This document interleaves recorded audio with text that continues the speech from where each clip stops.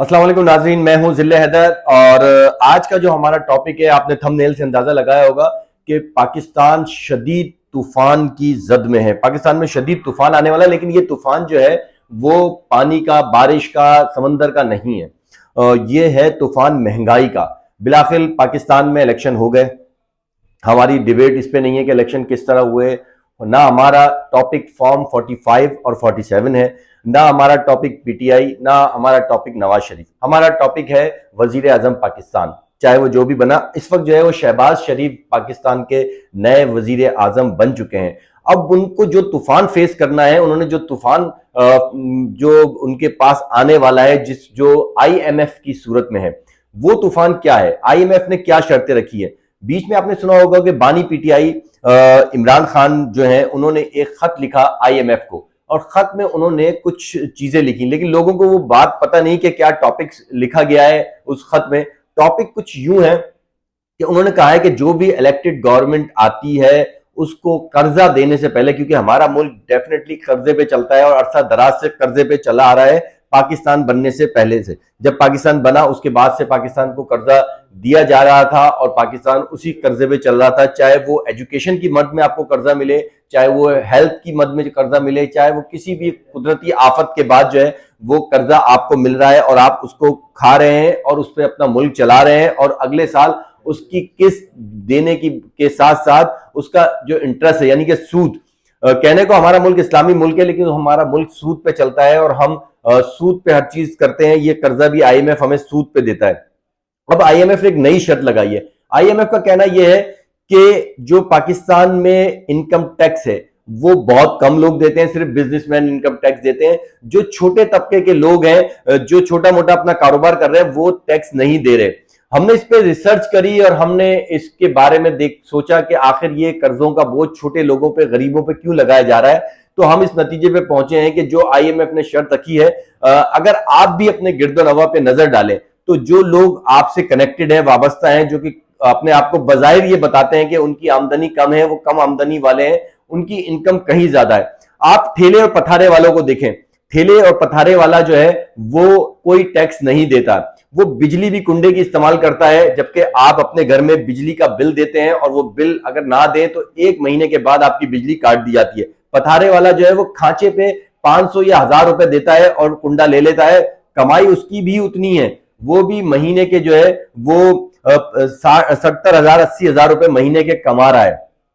इसी तरह अगर आप सड़कों पे देखें, अच्छा वो जो पथारे वाला है ना, वो करोड़ों रुपए की दुकान के सामने जो है, जो दुकान करोड़ों रुपए की किसी ने ली हुई है और वो अपना कारोबार कर रहा है, वो हर चीज का टैक्स दे रहा है, इनकम टैक्स भी दे रहा है, वो प्रॉपर्टी टैक्स भी दे रहा है और दीगर टैक्सेस भी दे रहा है। लेकिन आईएमएफ का कहना यह है कि जो पथारे वाला है वो एक सरकारी जगह पे बैठा हुआ है जिसकी ना कोई किराया है ना कुछ है। हाँ, वो पुलिस को या दीगर इदारों को खांचा दे रहा है, भत्ता दे रहा है, या सिस्टम के थ्रू जो है वो चल रहा है, लेकिन वो गवर्नमेंट को कोई टैक्स नहीं दे रहा, जिससे गवर्नमेंट लॉस में जा रही है, नुकसान में जा रही है। इसी तरह आप ट्रांसपोर्ट पे आ जाए। आपके पास अगर गाड़ी है, अच्छी, छोटी या बड़ी, आप उसका टैक्स देते हैं, उसका व्हीकल टैक्स देते हैं, आपके पास लाइसेंस मौजूद है। लेकिन अगर आप शहर में चलने वाले चिंची रक्शे देखें तो वो सिर्फ ट्रैफिक पुलिस को खांचा देते हैं, जो कि डेली बेसिस पे होता है। ना उनके पास व्हीकल का फिटनेस लेटर होता है। अगर वो फिटनेस लेटर बनवाएंगे तो उनको गवर्नमेंट को टैक्स देना पड़ेगा, वो नहीं देते। अक्सर भरे पड़े हुए चिंची रक्शे, ना उनके पास रूट परमिट है, ना उनके पास जो लड़का या बच्चा चिंची रक्षा चला रहा है उसके पास कोई लाइसेंस भी मौजूद नहीं है। और बदमाशी अलग है, माफिया अलग है। वो एक माफिया है, वो किसी किस्म का टैक्स नहीं देता। ना वो आप अगर अपनी गाड़ी पार्क करते हैं तो आप पार्किंग टैक्स देते हैं, लेकिन चिंची रक्षा जहां पार्क होता है वो कोई टैक्स नहीं देता। वो सरकारी जगह पे खड़ा होता है, वो बस स्टॉप के बाहर खड़े होते हैं और वो किसी किस्म का टैक्स नहीं देते। वो रक्षे चोरी के हैं, वो रक्षे छीने गए हैं, वो रक्षे आए कहां से, कितने पैसों का लिया गया है, 3 से 4 लाख का वो रक्षा है, लेकिन जिसने लिया उसने कोई टैक्स नहीं दिया।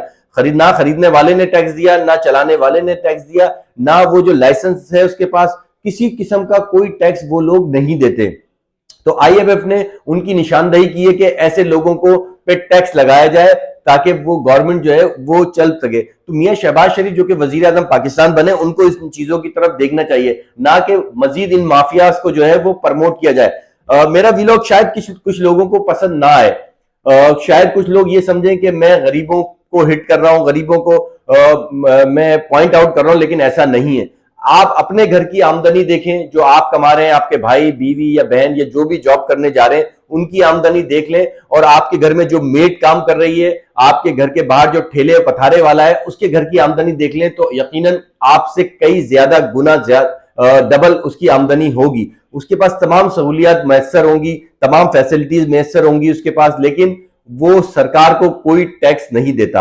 वो प्रॉपर जितना भी कमा रहा है आपसे ज्यादा वो तमाम का तमाम जमा कर रहा है, मजीद वो रक्शे ले रहा है, मजीद पथारे लगा रहा है, मजीद केबिन लगा रहा है। एक माफिया बन चुकी है और इसकी सरपरस्ती हुकूमत करती है। हुकूमत के कुछ इदारे करते हैं, जिनमें ट्रैफिक पुलिस को आप लगा लें, जिसमें इंक्रोचमेंट का इदारा लगा लें, जिसमें आप पुलिस का इदारा लगा लें। तो आईएमएफ ने इस चीज की निशानदेही की है कि इन पे टैक्स लगाया जाए। अगर इन पे टैक्स लगाया जाएगा तो यकीन जाने ना आपकी बिजली महंगी होगी, ना आपकी गैस महंगी होगी, ना आपका खाना पीना, राशन, आटा, चीनी, दालें, ये कोई चीज महंगी नहीं होगी, क्योंकि हुकूमत को ये चीजें खरीदने के लिए, पेट्रोल खरीदने के लिए पैसे देने पड़ते हैं और खपत उसकी ज्यादा है।